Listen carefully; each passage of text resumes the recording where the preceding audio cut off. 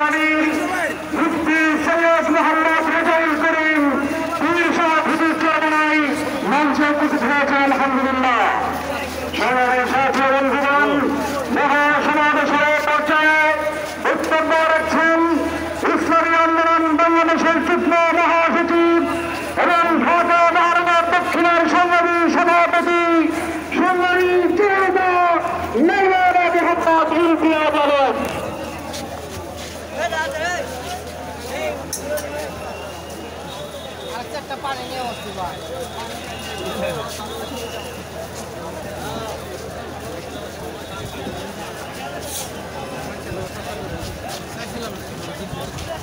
বিসমিল্লাহির রহমানির রহিম।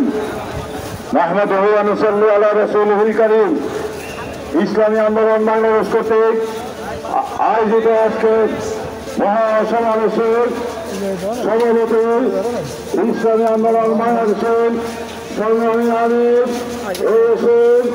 লাখো তৌহিদি জনতা, আধ্যাত্মিক রাজনৈতিক নেতা হযরত মাওলানা মুফতি সৈয়দ রেজাউল করিম, উপস্থিত ইসলামী আন্দোলন বাংলাদেশের নেতৃবৃন্দ, অন্যান্য রাজনৈতিক নেতৃবৃন্দ, রাজনৈতিক দলের নেতৃবৃন্দ, সাথী বন্ধুগণ, ৭১ সালে স্বাধীনতার পর থেকে বাংলাদেশে বিভিন্ন রাজনৈতিক দল এসেছে, বিভিন্ন দল এসেছে।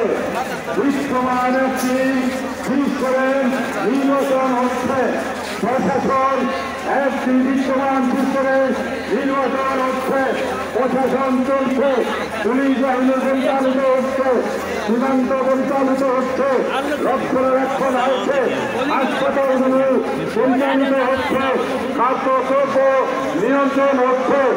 সমস্ত কিছুতে আমরা দেখছি নৈরাজ্য, সমস্ত কিছুতে দেখছি আমরা চুরি, সমস্ত কিছু দেখছি প্রতারণার ব্যাপারে।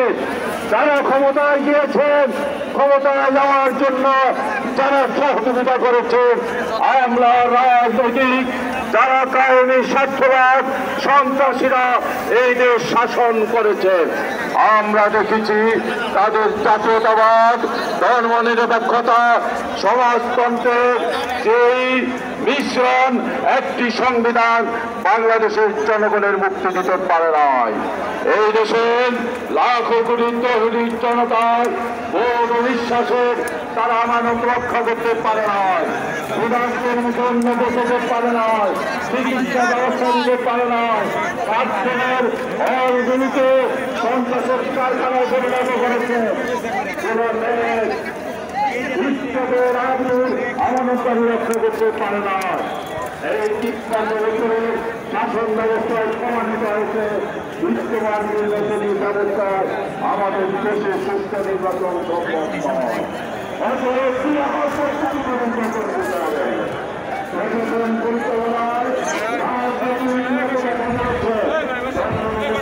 সমাজতন্ত্র এইগুলো আমাদেরকে মুক্তি দিতে পারে না।